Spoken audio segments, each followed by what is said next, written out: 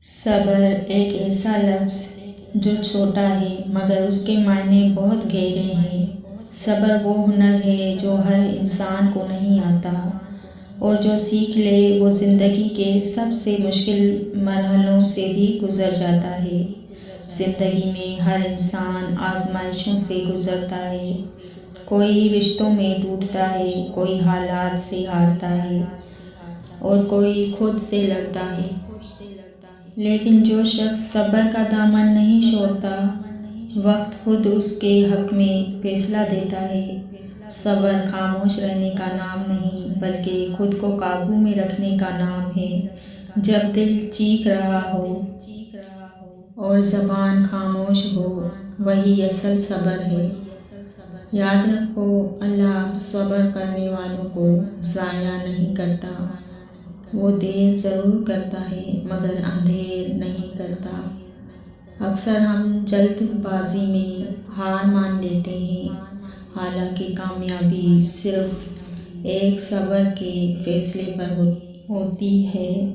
جو لوگ صبر نہیں کرتے وہ راستے میں ہی تھک جاتے ہیں، اور جو صبر کرتے ہیں منزل خود ان کا انتظار کرتی ہے۔ صبر کا مطلب یہ نہیں کہ تکلیف نہیں ہوتی، تکلیف ہوتی ہے، مگر صبر انسان کو ٹوٹنے نہیں دیتا۔ جب کوئی آپ کو تکلیف دے اور آپ بدلے لینے کے بجائے صبر کریں تو سمجھ لیں اللہ آپ کے لیے کچھ بہتر لکھ رہا ہے۔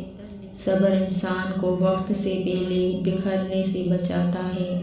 یہ وہ طاقت ہے جو آنکھوں کے آنسوؤں کو اللہ کے سامنے دعا بنا دیتی ہے۔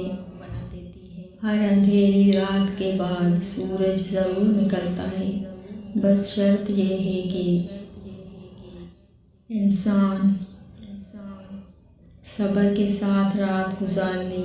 صبر کرنے والا کبھی اکیلا نہیں ہوتا، کیونکہ اللہ اس کے ساتھ ہوتا ہے، اور جس کے ساتھ اللہ ہو اسے کسی سہارے کی ضرورت نہیں رہتی۔ زندگی میں کچھ لمحے ایسے ہوتے ہیں جہاں صرف صبر ہی واحد راستہ ہوتا ہے۔ نہ جواب دینا آسان ہوتا ہے، نہ خاموش رہنا، لیکن وہی لمحے انسان کے کردار کو بناتے ہیں۔ صبر کا پھل صرف میٹھا نہیں ہوتا بلکہ ہمیشہ کا سکون لے کر آتا ہے، وہ سکون جو دولت، شہرت اور طاقت سے بھی نہیں ملتا۔ اگر آج حالات آپ کے خلاف ہیں تو مایوس مت ہو، یہ وقت بھی گزر جائے گا۔